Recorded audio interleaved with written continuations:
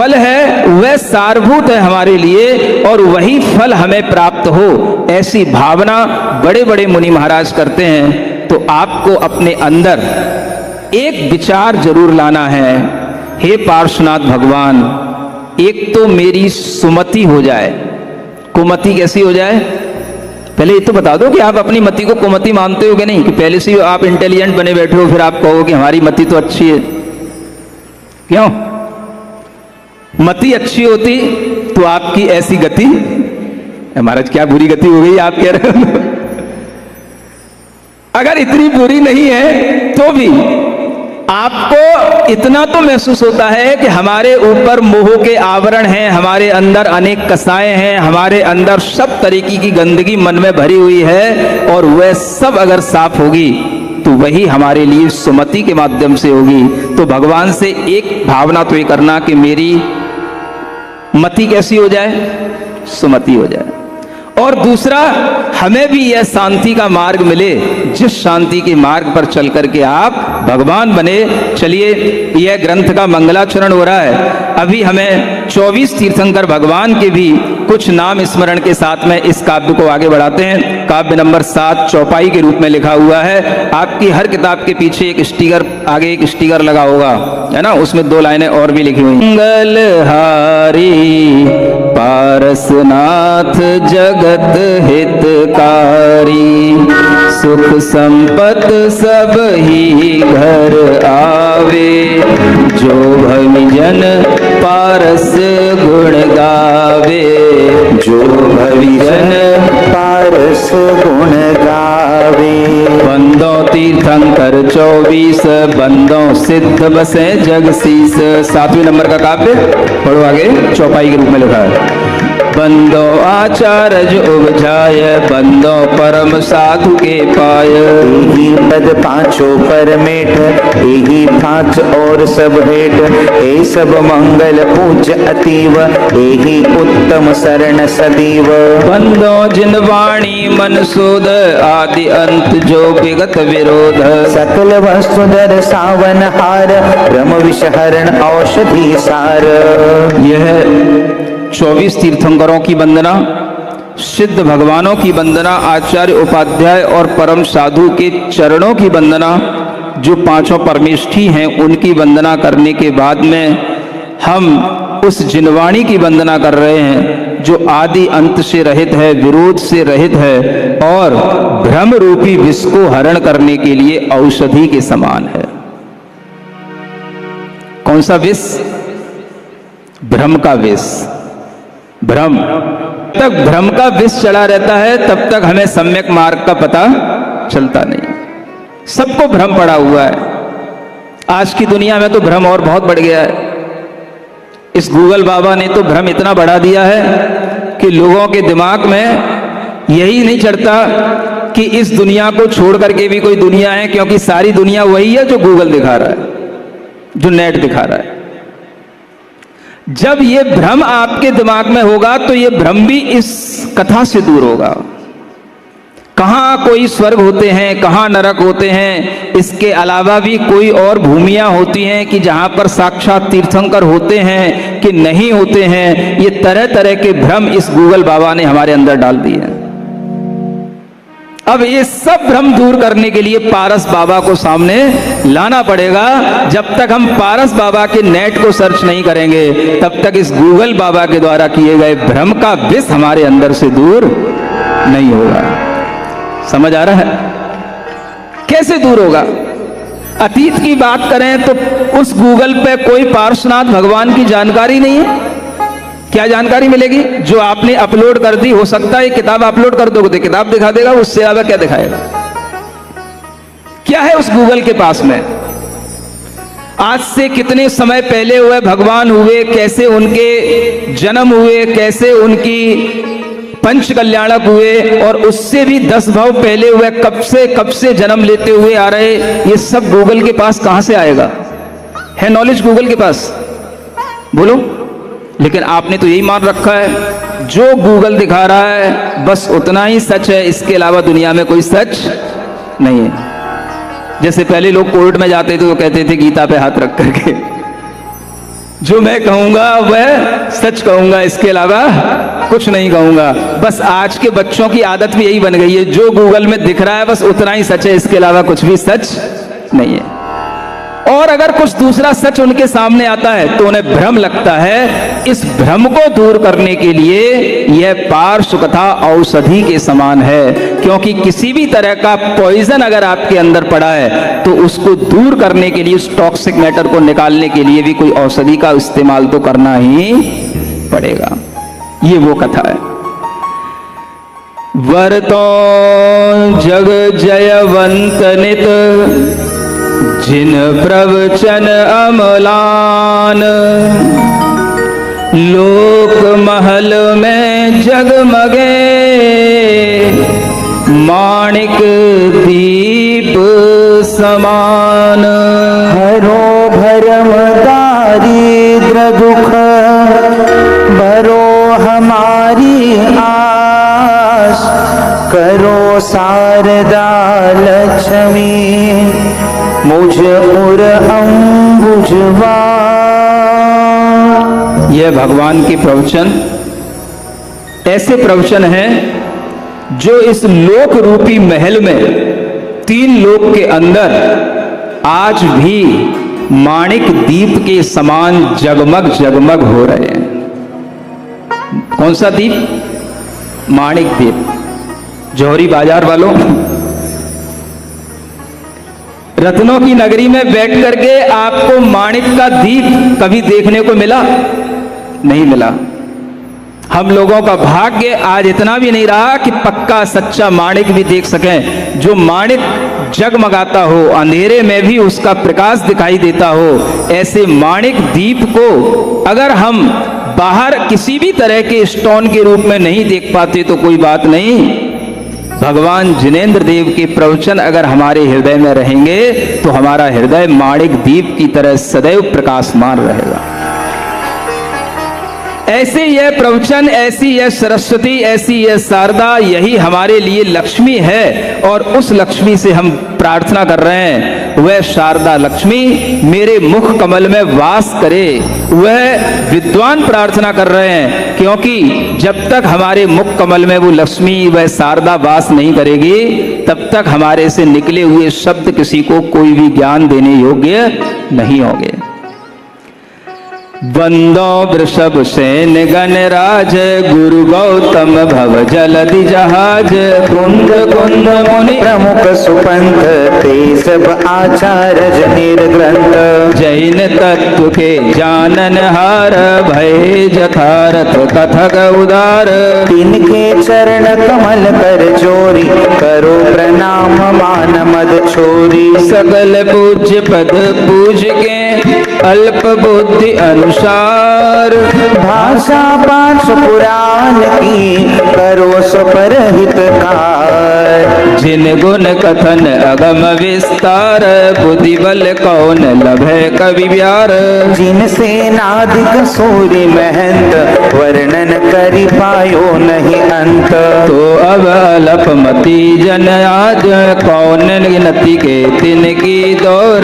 जो बहुबार गयंदन बहे, सो क्यों दीन सस निर्भय। कवि कहते हैं कि भगवान के गुणों की कथा करना तो बहुत विस्तार की बात है और ये किसी के बस की बात नहीं है। फिर भी बड़े बड़े आचार्यों ने, जैसे जिनसेन आदि आचार्य हुए, उन्होंने भगवान की कुछ कथा लिखी है, कुछ कथा कही है, लेकिन वह कथा भी सब लोग समझ नहीं पाते, पढ़ नहीं पाते, क्योंकि संस्कृत होने के कारण से सबको वह कथा समझ नहीं आती। इसलिए उसी कथा का अर्थ हम यहाँ पर कह रहे हैं। और अभी तो कवि अपनी असमर्थता बता रहा है, कह रहे हैं कि जितना भार कोई हाथी वहन कर सकता है, क्या कोई छोटा सा खरगोश उस भार को वहन कर सकता है? नहीं कर सकता। फिर भगवान की कथा कैसे की जाए? कहते हैं, कह जाने तो यों कहें हम कछु वर्ण्यो नाही, जे कह जाने ही नहीं ते अब कहा कहाई। नव विलस्त पापी नहीं चूलन सागर तोय। श्री जिन गुण संख्या सुजस क्यों कवि करे न कोय। पेयह उत्तम नर अवतार जिन चर्चा बिन अफल असार। सुनि पुराण जो घूमे न शीस सो थोथे नारेल सरीस। सुन रहे हैं ना आप लोग? कवि कह रहे हैं हाथों से नभ को बिलस्तों से नापना संभव नहीं है। इसी तरीके से भगवान के गुणों का गान करना संभव नहीं है। भगवान की महिमा को समझना भी संभव नहीं है। भगवान की कथा करना भी संभव नहीं है, क्योंकि कहा गया है हरि कथा, और हरि के गुण भी अनंत रूप में। हरि की कथा अनंत है, और वह हरि कौन है? ये जो हरे हरे पारसनाथ भगवान हैं, ये हमारे लिए हरि भगवान हैं। इनकी कथा भी अनंत है, और ऐसी अनंत कथा को हम सुनाने जा रहे हैं। कवि का विश्वास देखो, इसे कहते हैं आत्मविश्वास। कवि कहता है कि अगर मेरी ये कथा सुन करके आपके सिर ना घूम जाएं, तो कथा पढ़ना छोड़ देना। सिर घूमने का मतलब ऐसा नहीं है भाई मेरा दिमाग घूम गया, मेरा सिर घूम गया। सिर घूमने का मतलब जब हम आनंद में होते हैं तो हम अपना सिर घुमाते हैं कि नहीं घुमाते? अगर आपको भीतर से आनंद आएगा तो आपका सिर अपने आप घूमेगा। मैंने आपसे इसीलिए कहा था, विश्वास के साथ, शक्ति के साथ आनंद की प्राप्ति होती है, और वह आनंद अगर आपके अंदर आएगा तो इस कथा को सुनने से आपका सिर घूमेगा। और अगर सिर ना घूमे तो फिर कहना पड़ेगा सो थोथे नारियल सरीस। अगर सिर नहीं घूमे तो फिर ये क्या है? फिर ये थोथे नारियल है। थोथे माने नारियल तो है, भीतर कुछ है नहीं, सूखा है, पानी वानी कुछ है नहीं, दम कुछ भीतर है नहीं। सुन रहे हो? कैसे नारियल हो बोलो? पानी वाले नारियल हो, कुछ भरा है ना। भक्ति का भाव अगर भीतर भरा होगा तो आपके नारियल अपने आप घूमेंगे, हमें कहना नहीं पड़ेगा। और जितने नारियल हमें घूमते हुए दिखाई देंगे, ये सब कुर्सी पे बैठे हुए लोग कहीं सो तो नहीं इनके नारियल कहीं लटक तो नहीं गए आगे?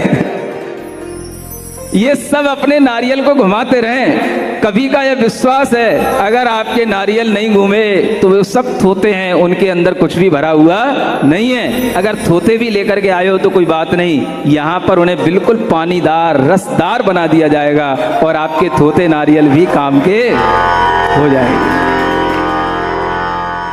जिन चरित्र जे सुने न कान, देह गेह के छिद्र समान। जा मुख जैन कथा नहीं होय, जीव भुजंग निको बिलि सोय। अब देखो, कवि कहते हैं कि जिन कानों ने कभी जिनेंद्र भगवान का चरित्र नहीं सुना, वे कान इस शरीर रूपी घर के छिद्र के समान है। इससे ज्यादा कुछ नहीं, बस छेद भरे और कुछ नहीं है। इन कानों में अगर भगवान की कथा पहुंच रही है तो ये कान कान होना सार्थक है। और जिन कानों ने भगवान की कथा नहीं सुनी, बस वे शरीर में छेद के तरह हैं, बस, और उससे अलावा कुछ नहीं है। और जिसके मुख में यह भगवान की कथा ना आए, उसका मुख कैसा है सुन लेना अच्छे ढंग से। उनके मुख में जीभ तो है, लेकिन वो जीभ कैसी है? भुजंगन के तरह है। भुजंग माने बस सर्प की तरह लप लपाती रहती है। जैसे सर्प की चाल, सर्प का मुख लप लपाता रहता है, सर्प की जीभ लप लपाती रहती है, ऐसे ही बस आपकी जीभ जीभ की तरह नहीं है, जीभ सर्प की तरह है। अगर इस जीभ से भगवान की कथा पढ़ ली तो ये जिह्वा का होना भी सार्थक हो जाएगा। अंग अंग को सार्थक करने वाली ये कथा, या प्रकार यह उद्यम जोग, कहत पुराण पंडित लोग। जिन गुण गान सुधारस न्याय, सेवत अल्प जन्म जुर जाए। इस तरह से इस कथा को उद्यम सुनने का जो लोग उद्यम करते हैं, वही बहुत अच्छे ज्ञानी कहलाते हैं, वही पंडित कहलाते हैं। और जिन भगवान के इस प्रकार से गुणगान करने से ही हमारे जन्म जरा मृत्यु जैसे रोग भी दूर होते हैं। और अगर कहीं अल्प काल में अल्प समय में किसी की मृत्यु होनी होगी तो भी वह अल्प मृत्यु का भी अभाव हो सकता है, या उस अल्प मृत्यु से भी उसके जीवन की सार्थकता हो सकती है। ये सब किससे? जिनेंद्र भगवान की कथा सुनने से। अभी कथा शुरू नहीं हुई है, थोड़ी सी उसकी भूमिका बनाई जा रही। पहले आप अपने मन को तैयार कर लो, कान तैयार रखो, जीभ तैयार रखो, आंखें तैयार रखो और ये महसूस करो आज मेरा जन्म सफल हो गया जो मैं ऐसे तीर्थंकरों की कथा सुनने के लिए यहाँ पर बैठा हूँ। ये भाव जब आप अपने मन के अंदर संजोएंगे तब ये कथा आपको आनंद देगी। जोलो कवि काव्य हित आगम के अक्षर को अर्थ विचार तोलो सिद्धि शुभ ध्यान की। और यह पाठ जब भूपर प्रगट होय पढ़े सुने जीव जिन्हें प्राप्त हो ज्ञान की। ऐसे निज पर को विचार हित हेतु हम उद्यम कियो है नहीं बान अभिमान की। ज्ञान अंश बाका बही ऐसी अभिलाखा अब करूं जोरी बाखा जिन पारस पुराण की। कवि भूमिका बना रहे हैं, कह रहे हैं कि हमारे अंदर कोई ज्ञान का अभिमान नहीं है जो हम इस तरह की कथा करने जा रहे हैं। हम तो केवल आगम के अक्षरों का अर्थ का विचार करके इसे सामान्य लोगों के लिए यह पार्श्वनाथ भगवान की पुराण की कथा सुनाने जा रहे हैं। कहते हैं आगे जैन ग्रंथन के करता कविंद्र भय करी देव भाषा महाबुद्धि फल लीनो है। अक्षर मिताई तथा अर्थ की परमिताई पद ललताई जहाँ आई रीत लीनो है। काल के प्रभाव तीन ग्रंथनी के पाठी अब दिसत अलप ऐसो आयो दिन हीनो है। तात ये समय जोग पढ़े बाल बुद्धि लोग पारस पुराण पाठ भाषा बद्ध कीनो है। पारस पुराण पाठ भाषा बद्ध कीनो है।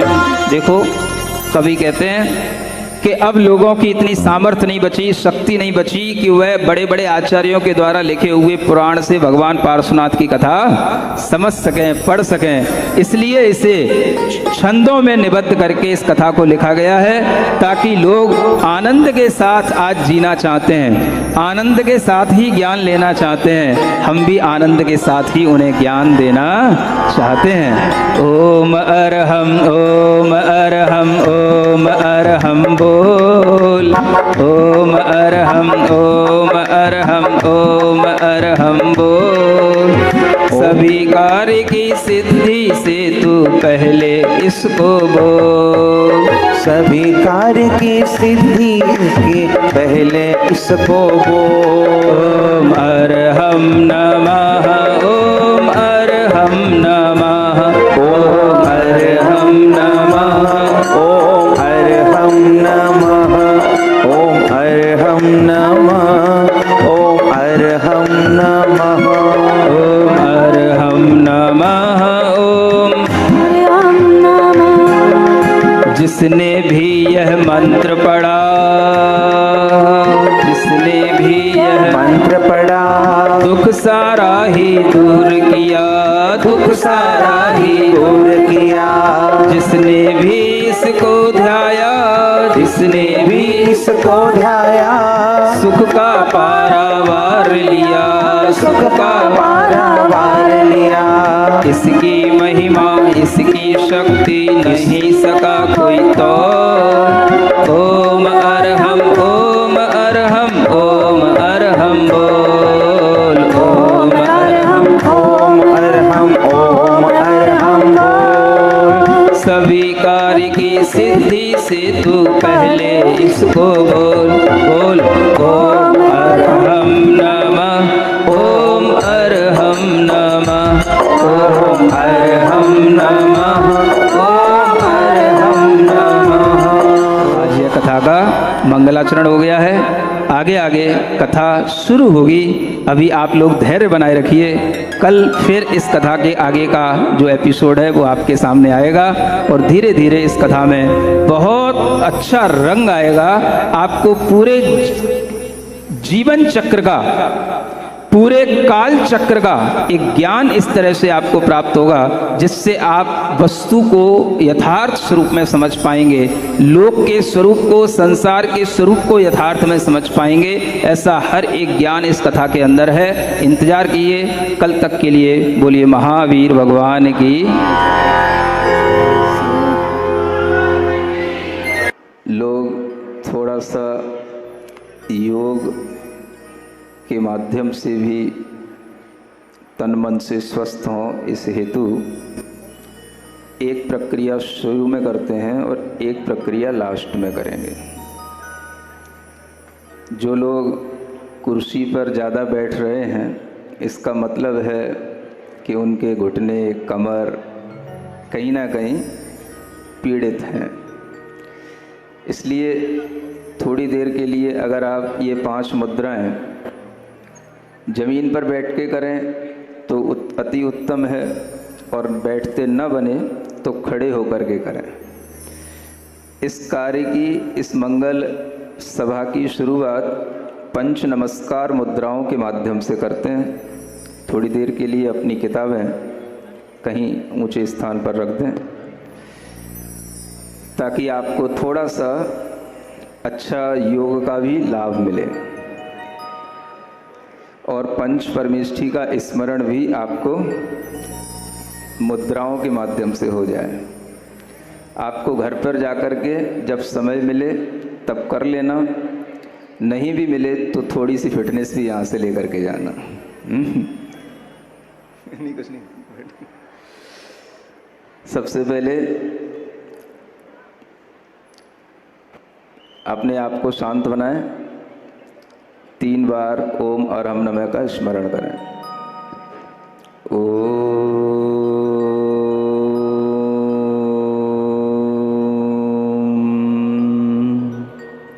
अरहम नमः।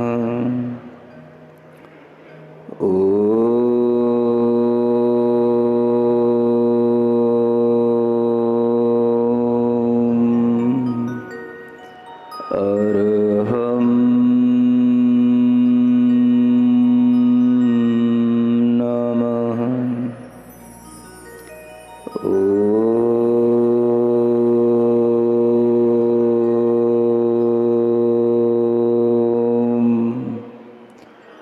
अरहम नमः। अरिहंतों को नमस्कार करने के लिए अपने दोनों हाथ अपने कान के पास से ऊपर ले जाएं। कोहनियाँ बिल्कुल सीधी रखें, दोनों हाथ ऊपर मिले हुए रहें और गर्दन भी सीधी रहे। कोहनियाँ बिल्कुल सीधी हों। स्ट्रेच आएगा, आपकी कोहनियों पर भी आएगा, आपकी कमर पर भी आएगा। इससे आपका बॉडी पोस्चर हमेशा सीधा रहेगा। आँख बंद करेंगे और 3 बार ओम अरहम नमः का स्मरण करेंगे। ओम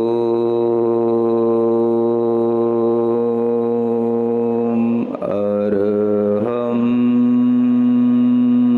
नमः। ओम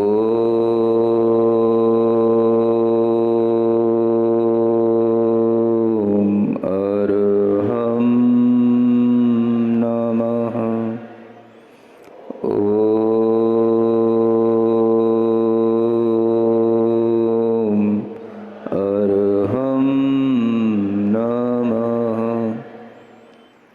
प्रार्थना मुद्रा में आए। दूसरी मुद्रा सिद्ध मुद्रा। दोनों हाथों को ऐसे बाहर निकालें, अंजलि नुमा दोनों हाथों को बनाएं, हल्की सी उंगलियां ऊपर की ओर, और सिद्ध भगवान की ऊर्जा का अपनी हथेलियों पर स्मरण करें। हृदय में सिद्ध भगवान को स्मरण करें, आंखें बंद करें। ओम। हाथ की कोहनियाँ सीधी रहें। कोहनियों को अगर आप झुका लोगे तो आपको इन मुद्राओं से कोई लाभ नहीं होगा। कोहनियाँ सीधी रखें। ओम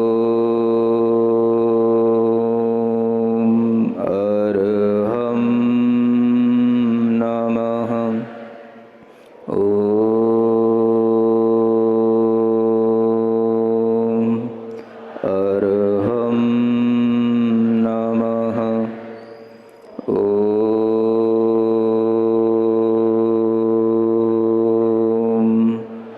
अर्हं नमः। प्रार्थना मुद्रा। तीसरी मुद्रा आचार्य मुद्रा है। इसे ज्ञान मुद्रा कहते हैं। और ज्ञान मुद्रा के साथ अपने हाथों को अपने कंधों के पास ले जाएं, हथेलियों को आकाश की ओर सीधा करें और कंधों पर स्ट्रेस देकर उन्हें पीछे की ओर खींचें और अपनी चेस्ट को बाहर और कंधों को पीछे की ओर, हल्की सी गर्दन ऊपर की ओर, आंखें बंद।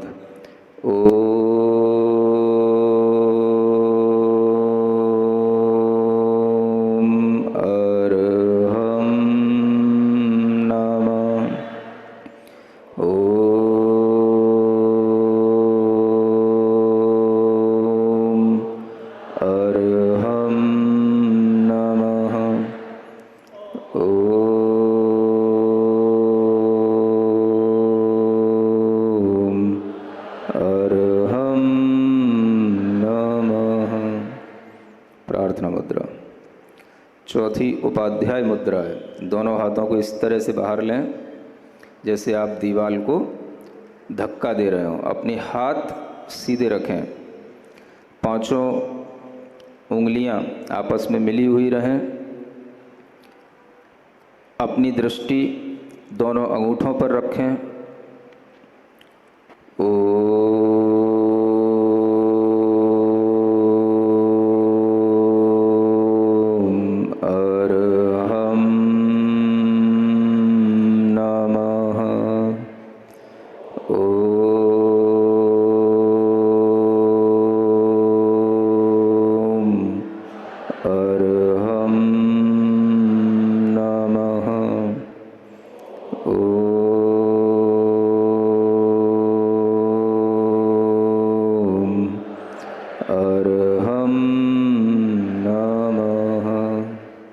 प्रार्थना मुद्रा।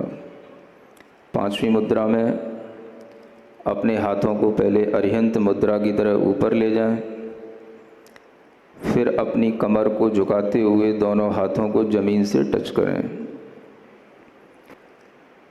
सिर को जमीन से लगाएं, पीछे का पोर्शन न उठाएं।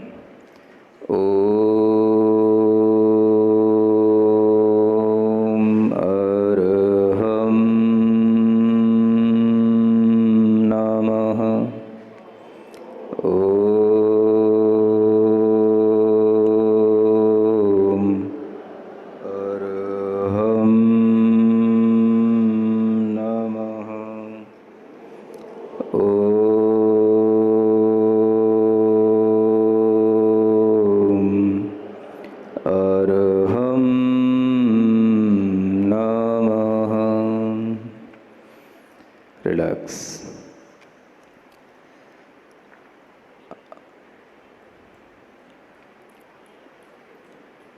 सामान्य हो गए।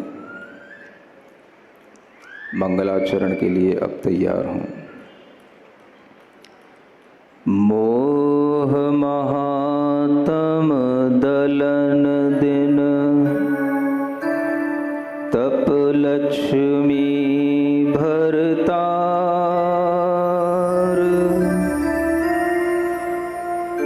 ते पारस परमेश मुझ हो सुमति दातार।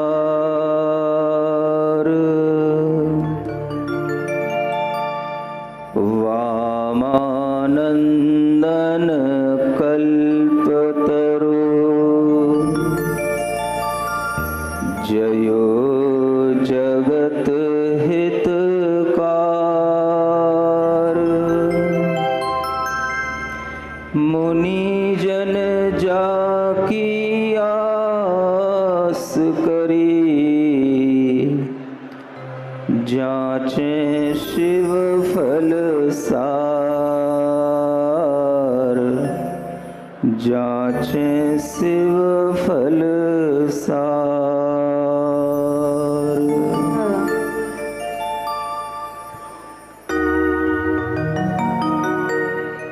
आर्ष पुराण में प्रथम पीठिका अधिकार में भगवान के कथा करने का, भगवान के गुणगान करने का मनोभाव बनाते हुए अपने मन में पहले यह विचार कर लेना होता है कि भगवान तीर्थंकरों के अतिशय उनके गुण, उनकी महिमा हमारे द्वारा कभी भी शब्दों में कही नहीं जा सकती। फिर भी कार्य कितना भी कठिन हो, लेकिन अगर वह कार्य अच्छा है तो बुद्धिमान व्यक्ति उस कार्य को करने के लिए अपनी शक्ति अनुसार प्रयत्न अवश्य करता है।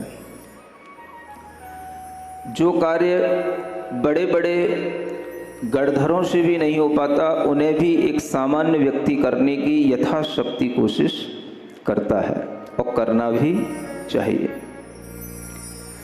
अच्छे कार्यों को करने के लिए हमें हमेशा शक्ति लगानी चाहिए।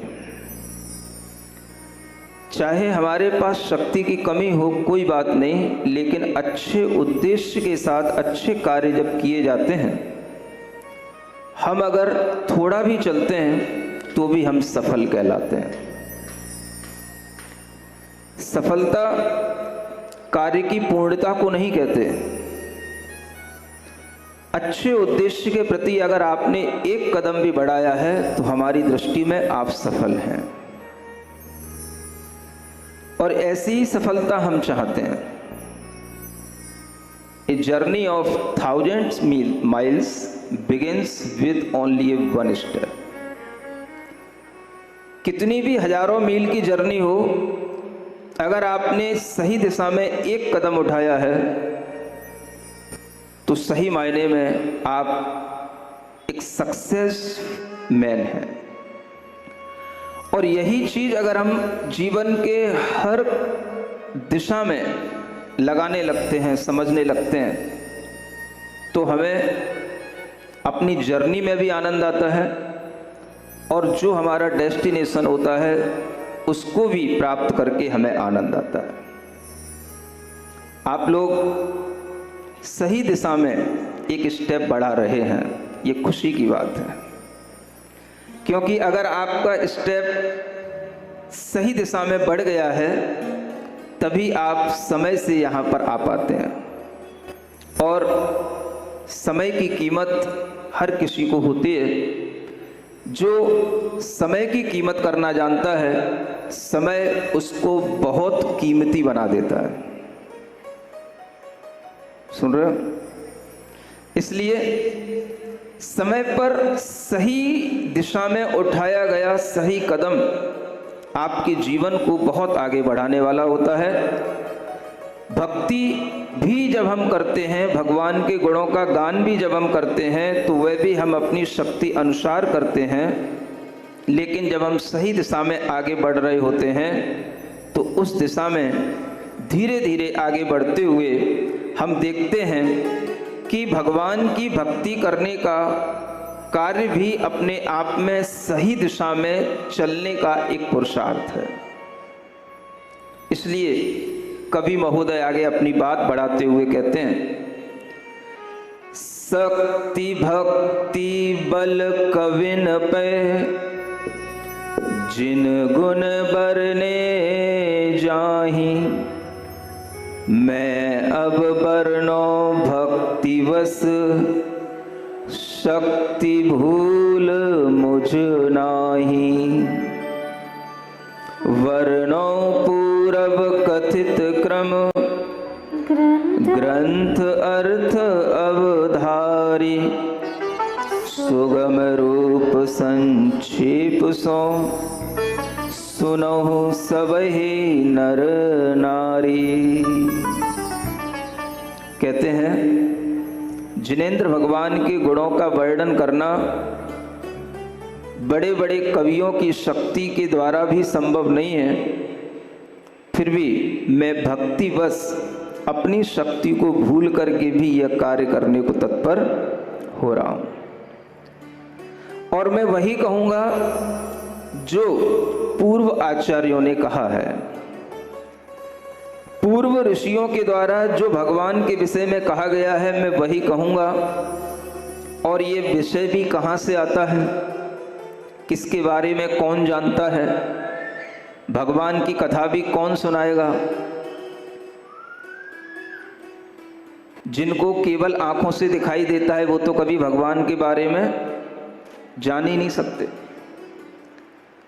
भगवान के पूर्व के 10 भवों के बारे में, उनके 10 जन्मों के बारे में कौन देखेगा, कौन बताएगा।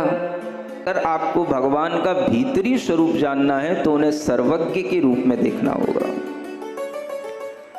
वह शरीर से, मन से वीतराग हैं, लेकिन भीतर से, आत्मा से वह सर्वज्ञ हैं। सर्वज्ञ वही हो सकता है जो वीतराग हो सकता है, और वीतराग होने के उपरांत जो अपनी आत्मा में सब कुछ देखने लगता है, जानने लगता है, उसे किसी से भी राग नहीं होता, द्वेष नहीं होता। आप सोच सकते हो, कभी 2 तीर्थंकर आमने सामने नहीं मिल सकते। दुनिया का एक सबसे बड़ा अजूबा मैं आपको बता रहा हूं। कभी 2 तीर्थंकर सामने नहीं हो सकते, कभी 2 चक्रवर्ती आमने सामने नहीं हो सकते, एक समय में कभी 2 तीर्थंकर नहीं हो सकते, एक काल में कभी 2 तीर्थंकरों का काल नहीं चल सकता।